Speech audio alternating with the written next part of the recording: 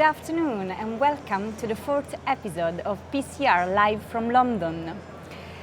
This is a real digital live way of seeing what is happening here at London Valves 2022. So you probably already know the format, but just as a reminder, we are going to discover together which is the news of today. We'll do this by touching on late-breaking trials, knowing which are the learning points of the simulation lab, and then we will focus on the valve tracks. Finally, we will have the opportunity to see which are the feelings of the on-site participants and, of course, having an exceptional expert corner. So, in this way, PCR Live will take you connected with what is happening here in London. We can now start with the late-breaking trials, and to do so, I would like to talk with my colleague and friends, Valeria Paradise, that will take us updated about late-breaking trials of today. So welcome, Valeria. It's a pleasure to have you here. My pleasure to be here with you. So what are the news of today? Yeah, there was a really interesting session on late-breaking trials in the mitral valve field. Great. So we picked two important trials. We're going to discuss the first one, which is the CLASP IID, and that was the randomized comparison of transcatheter edge-to-edge repair for degenerative mitral regurgitation in prohibitive surgical risk patients. So 300 patients with symptomatic severe primary mitral regurgitation were enrolled. Patients had to be denied for surgery and had to be good candidates, suitable candidates for both devices, Pascal or MitraClip. So this was a non-inferiority trial, head-to-head comparison of the two devices, and the patients were randomized in a 2:1 ratio. It's important to say, and this is really a strength of the study, that there was a central screening committee and also a central echocardiography core lab. So the patients selected for the trials were actually screened by both at the local level and at the central level. So the device time for the Pascal implantation was 60 minutes and the device time for the MitraClip 4 was 40 minutes. I want to stress out some difference because about the two devices, as you know, these are really two different concepts. And in particular, the Pascal, so the intervention device, has two clasps which allows an independent movement of the leaflet, independent grasping of the leaflet with just one row of grippers. Importantly, there's a central spacer, which in a way allows low retraction on the leaflet, and on the other hand, that fills the regurgitant orifice area. So it's really a different concept, and moreover, with the new engineering environment of the Pascal ACE device, the concept of elongated device, which stresses the subvalvular leaflet, the subvalvular anatomy, is even more pronounced, so even a better and refined concept. But of course, on the other hand, we have with the MitraClip the fourth generation device, so different clips. So the outcomes were the primary safety endpoint, 30 days major adverse event, and there was a non-inferiority endpoint which was met, and the secondary endpoint was effectiveness, and that was a 6 months mitral regurgitation lower than or equal to moderate, and that was also met. So important, really important results of these studies that we can actually conclude confirms the safety and effectiveness of the Pascal system in a non-inferiority design trial. Well, I will say great trial is the first that randomized both the device, and we have probably the last generation of this device. So 300 patients. Do you think that there are some limitation of this study? That's a really good point. There was a lot of discussion around that. Indeed, that's the first head-to-head comparison in a randomized way. we have to acknowledge that the randomization was unbalanced, so 2-to-1 fashion, and also that most likely the enrolling sites were really high selected sites. So there were a lot of questions about the not suitable patients because of indeed really challenging anatomies. Those patients will go into a registry, so we'll have data on that as well. Great, so probably we can see even what registries say, because I know that you have something else to tell us. I have on the second slide, and this is another important trial which was presented today. We are now in the setting of a real-world registry, so a different, really different concept, and again focus on the primary mitral regurgitation. So patients with moderate to severe primary mitral regurgitation who underwent a TEER procedure, for whom there were available data on echocardiography and also follow-up up to 12 months were included into this registry. So there was a registry which actually started in 2008 up to like nowadays. More than 2,300 patients were enrolled. Intervention was again with the Pascal repair system or MitraClip. There was the retrospective investigator-initiated multi-center registry. 24 high-volume transcatheter edge-to-edge repair centers were enrolled, and the outcomes were favorable. And we can see that over time there was a reduction not only in the MVARC safety endpoints, but also in the residual mitral regurgitation. And as we can see in the Kaplan-Meier curve, the residual mitral regurgitation actually had an impact also on the survival, on the clinical outcomes. So important results from this registry as well. It looks great, but above all, we have more than 2,000 patients and we cover more than 10 years of mitral structural disease interventions. It's incredible. So I think that it covers even probably the evolution that we have observed in the device, and probably not only the device, but even in the expertise of the operators. Agreed. So what do you think about this? Because 10 years, it's a lot. So. Yeah, during the session there was also a lot of discussion about, do these data come from the learning experience of and expertise of the centers, actually they come from the engineering refinements of the devices, because as you can see here, there was the use of Pascal Ace, but also all the generations of the MitraClip. So it's probably both. Really great. Thank you very much for having shared with us all this data, and it's always a pleasure to have you with us. Thank you, Chiara. We can now move to the practice session of today, and I will invite my colleague Igor Berluschi to come here and join me, because he is one of the core coordinator of the simulation lab, the real initiative of this year at London Valve, I would say. Igor, welcome. How are you? Hi, Chiara. Good afternoon. Thank you for the invitation in this episode of PCR Live from London. So, the simulation lab, which was the topic of today? Well, the aim of this year tricuspid TEER simulation session was to focus on the basic anatomy and imaging required to learn about the tricuspid TEER procedure, and with a glimpse to some challenging scenarios. Okay, but how the simulator works? I mean, what do you do in your lab when you are over there on site? As you can see in the first slide, yes. Basically we use a main demonstration with a complete whole tricuspid TEER procedure. Here the TEER device and the delivery system has been inserted in this so-called slice simulator, which is basically kind of an aquarium, as you can see, filled with water.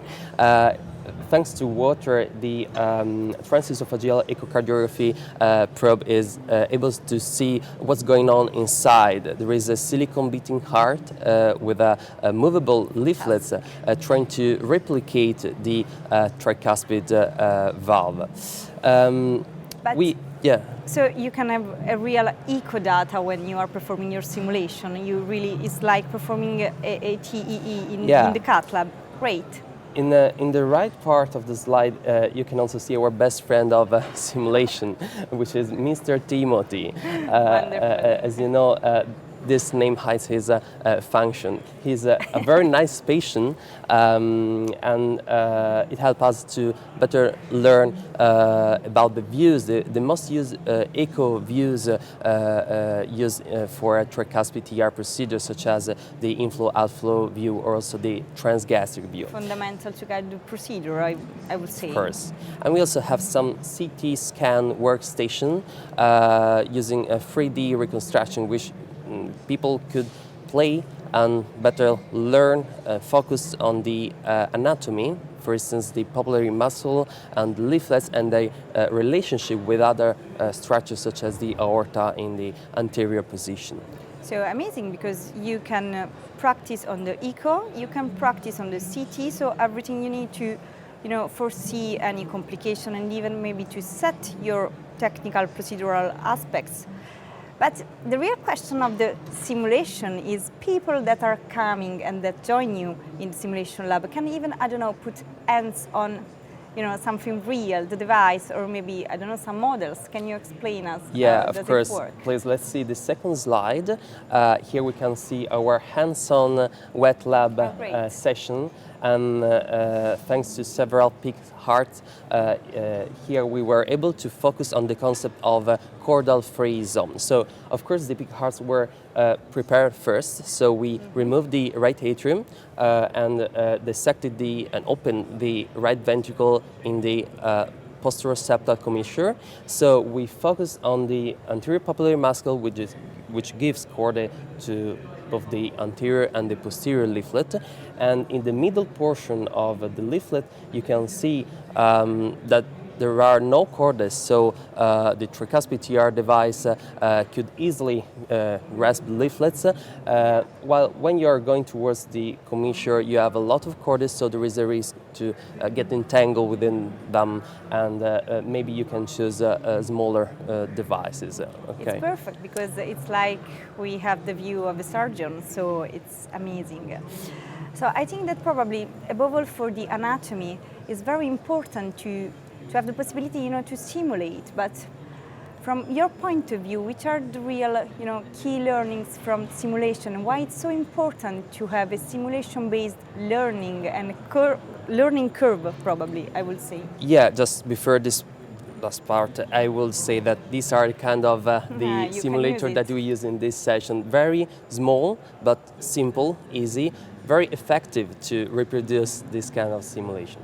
So talking about the simulation-based learning, I think that this is a broadly new way of learning, and it has two special advantages. First, the safe environment, because of course you do not have a real patient, so the operator has no stress, no pressure. You can focus on the technical aspects of the procedure, like a flight simulation, okay? We cannot hurt anybody. Yes, of course. And the second issue is about the learning curve. Of course, you can play a lot of times. Yeah, you can play a lot of times on the simulator. So when you will do that procedure on a real patient, actually you have done that before a lot of times, dozens of times. So that will not be the first time. Okay, so this will be safer for the patient, and of course you have improved your learning curve. So to conclude, I think that in the next years, new generation of simulators will appear, and right now we are just at the beginning, because simulation-based learning will rise again in the near future, and especially for our field, this will truly become the standard way of learning a procedure. Okay. Thank you very much, Igor. I heard a lot of good voice on the simulation, so we will surely see you in the next future. So thank you very much again. Thanks. Now I can see that my new guests are already here, so we are ready to move to the valve tracks, and I'm pleased to invite to join me Cara and Jonathan. Hello guys, how are you? Hi. Hi. So what have you been doing today? So Cara, I know that you have been in the bicuspid room, so I'm excited because it's one of my favorite topic, a really debated one, but I think that there are many informations coming out from all over the world, I would say. So which are the update? Yeah, no, quite right. So the aortic track this afternoon was all about sort of unusual or special cases in aortic intervention. So obviously they had a session on bicuspid aortic valves and aortic stenosis, and that session was really just highlighting that this is a special case. You need to give extra consideration, extra time when you're planning intervention for these patients, and that really starts in the heart team with decisions about when to intervene, whether you go for a transcatheter approach or a surgical approach. Always difficult decisions. Always difficult. What are you going to do with the aortic root if they need intervention there? And then whatever you decide to do, because these patients are often younger, it has to be a lifetime of planning for the approach. So there was a really excellent discussion about that and all the different considerations like coronary access and all the different considerations that go along with Probably that. something about the sizing, because Of course, the sizing and valve positioning, and do you position the valve in the annulus, or do you aim to be more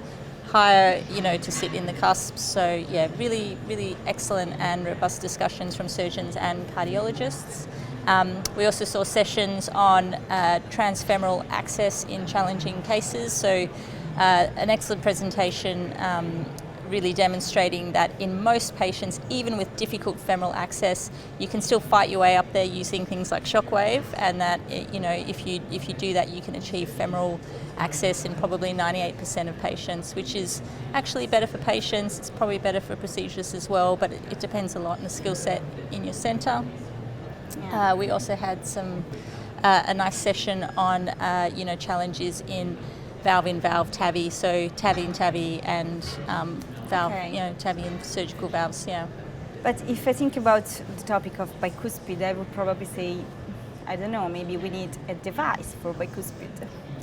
Do you think it will come probably one day? I don't know. Yeah, so there was a lot of talk about thinking that we need more data in bicuspid Of aortic course. if and probably the need. even randomized one, because we don't have any Exactly. data on this. Yeah, the need for a randomised trial and what that might look like. If we wanted to show a 5% difference, we'd need around 1,000 patients randomised to surgical or transcatheter therapies. And I guess the challenge now is we're already treating bicuspid valves with TAVI, so it's really difficult to try and randomise a patient who doesn't really want to have surgery. You'd have to sort of be really careful about the way you offer that to patients, and that would definitely affect our ability to recruit patients. So it is a big challenge. We'll with see no probably easy in the next solution. future. Yeah.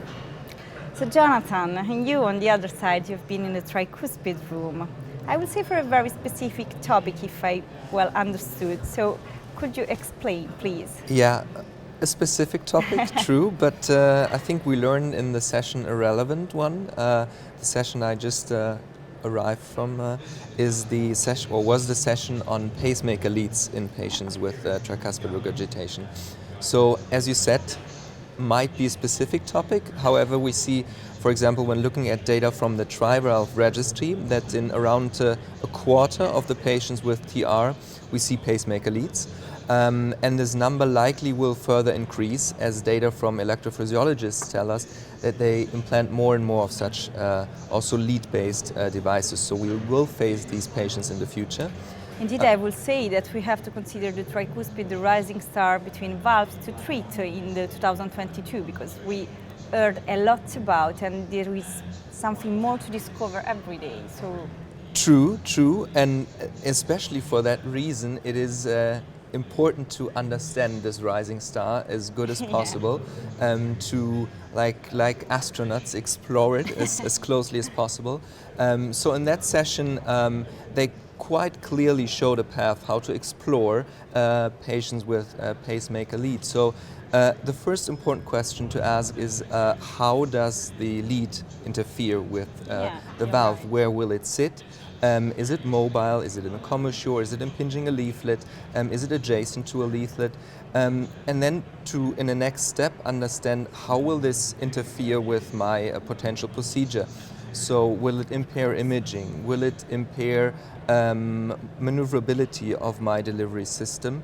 Or will it, for example, also sit in the exact spot where I would like to address the lesion? So might I even not be possible to address this target lesion?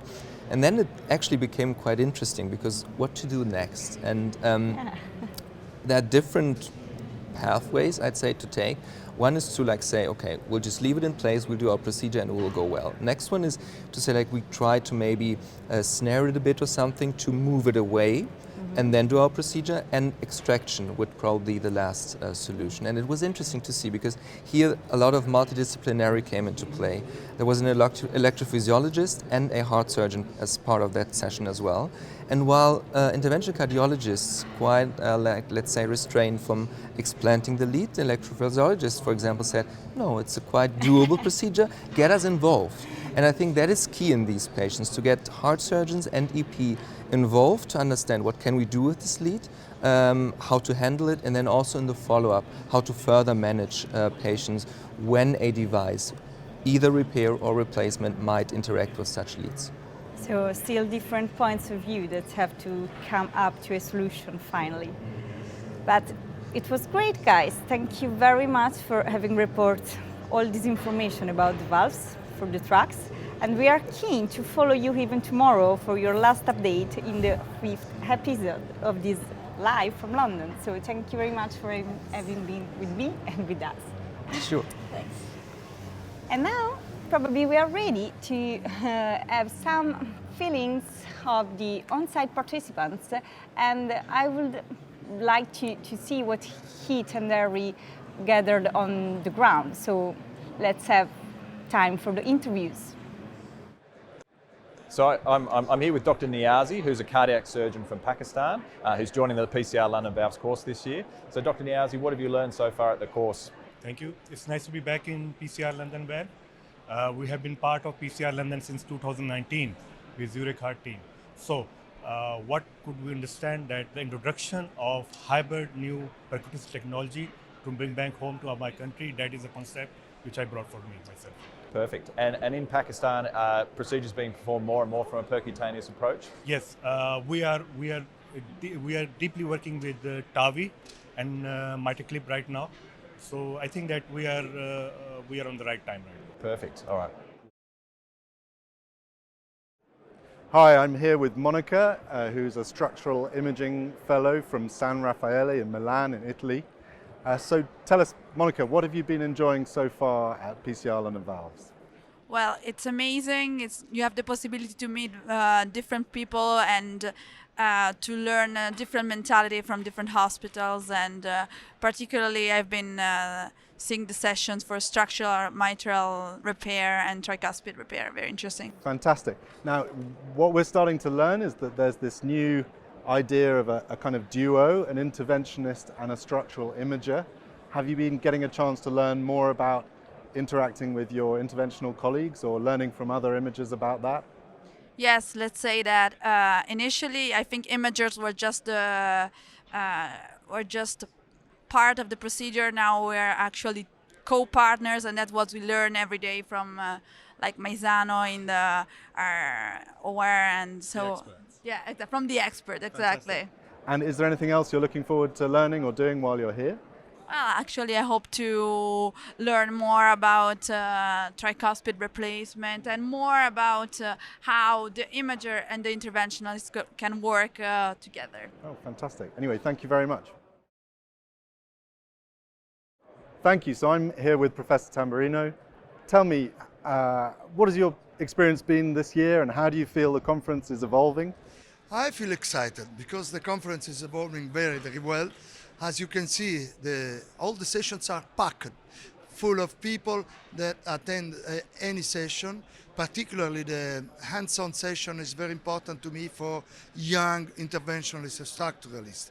So I think that the number of people, of participants, is over 3,000 subscribers, give the idea of where we are and where we have to go in the next future, because I think that this audience will increase, because the structural heart disease is the topic of the moment, and many centers are eager to start their program and they need to be instructed. There you go, you heard it from the expert. Now we're going to go back to our colleagues in the studio. Thank you. So the hot topics with feelings from the audience on site, it's always a pleasure to hear because it takes really connected with what's happening in London. But now it's time to be back in the studio for the most awaited moment of this session.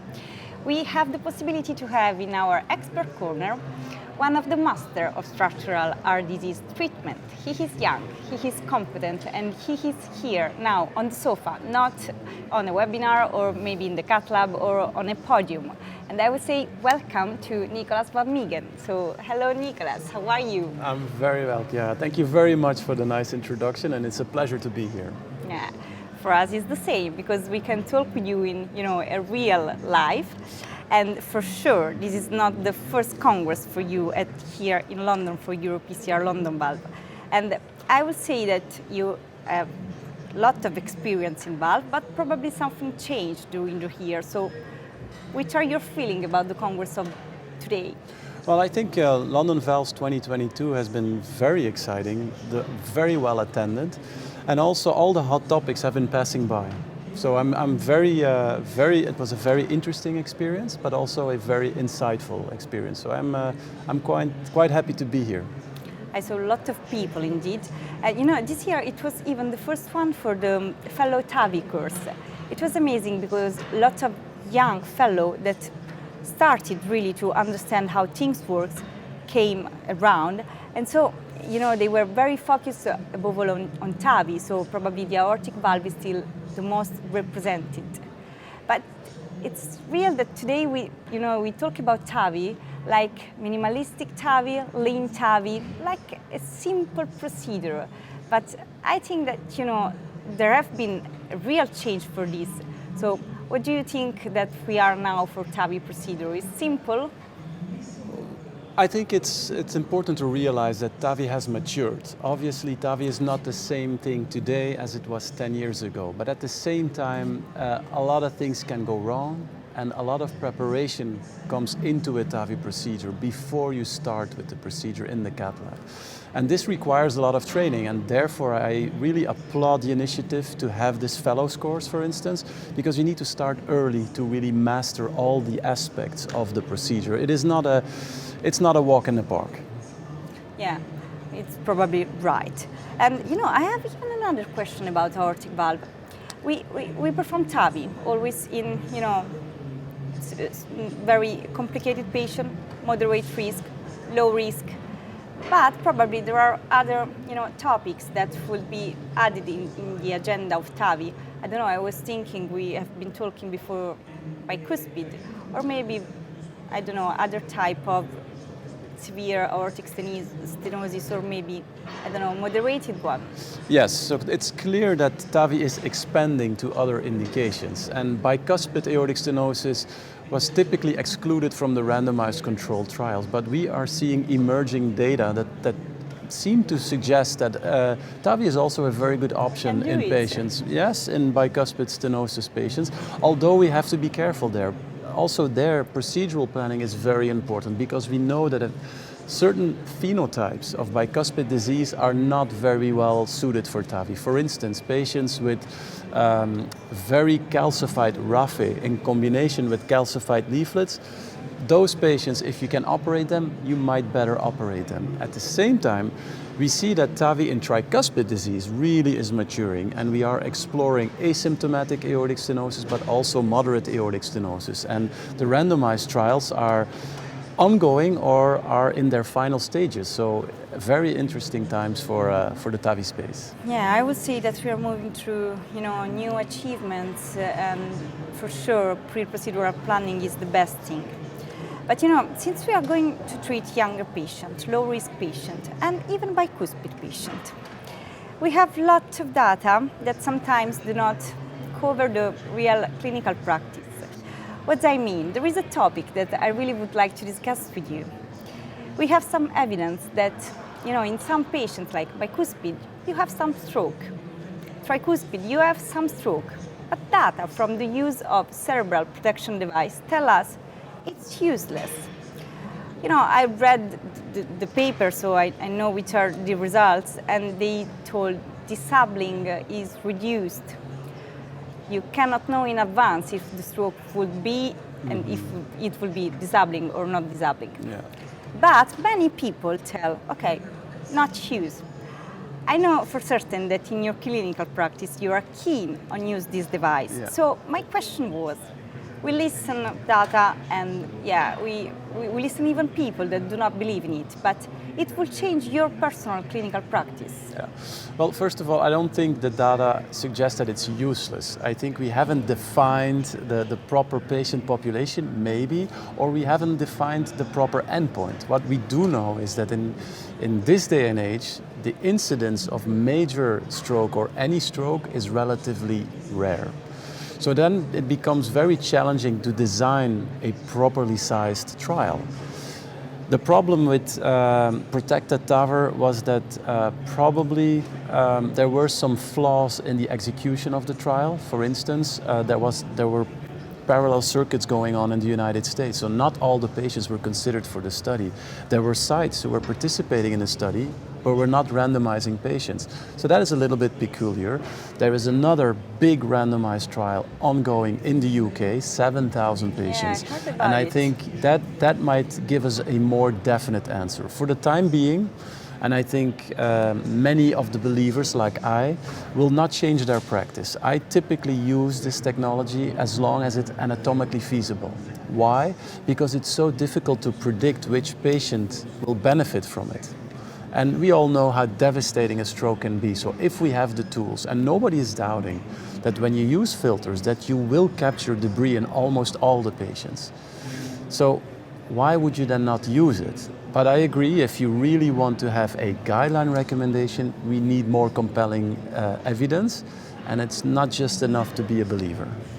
For sure, probably I will say that if the use of this device will complicate your procedure, I mean, you don't have the right access, you don't have the right anatomy, you are not comfortable in using this device, probably, okay, do not use them. Yeah. But otherwise, if you have your learning curve, why not? Yeah. Because we still... I think that is a very important part of the discussion. You need to be proficient with the use of it, because it cannot be that you add additional risk by adopting this technology.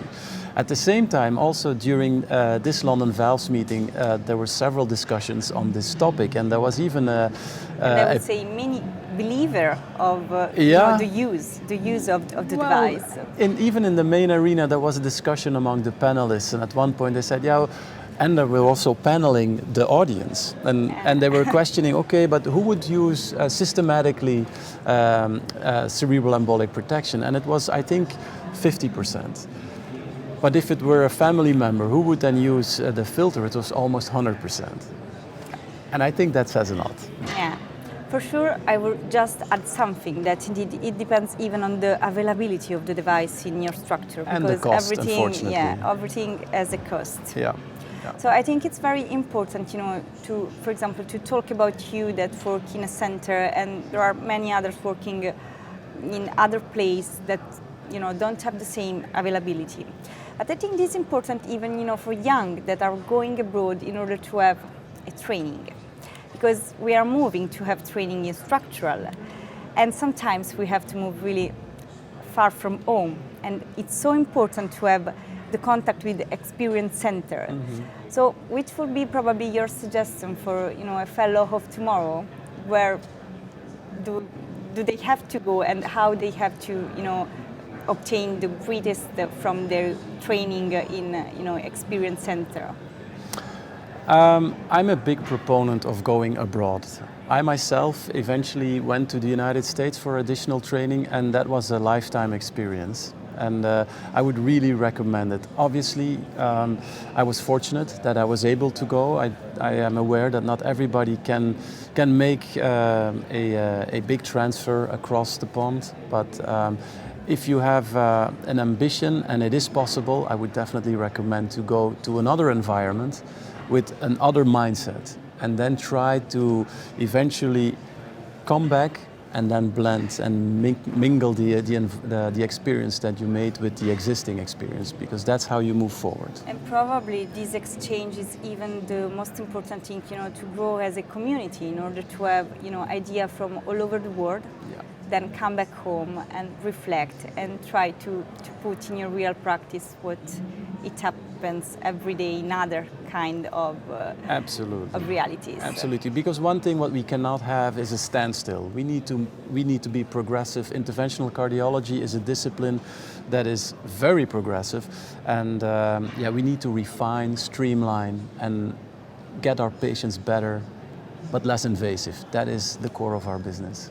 Probably this is, one of the main things, even in multi-center trials and collaboration between centers that are coming from different experience. You are one of the master in this, so I think that you perform many of them, and so there is very different practice when you gather data, I can imagine. Oh yeah, there is. I mean, almost every center has their own specific ways of performing a TAVI, and there is not just one right way, but there are very intriguing aspects of procedures that you can learn in Toulouse or in Rotterdam or in New York or in Sao Paulo, and it's very worthwhile to keep sharing our experiences and to keep showing it, and that is why you have to applaud these kind of meetings where they still are doing these live cases and the recorded cases, because you learn so much of it. So Nicolas, thank you very much. It was a pleasure to hear your voice for real and to share it with all the community that is following online for this digital, that probably next year will be here, because it's so amazing the contact that you can have with all these masters on site. I totally agree. Thank you very much for being with me and with us all. A great pleasure, and thank you. And now we can conclude this episode, but stay tuned because tomorrow there will be the last update from London. So see you soon.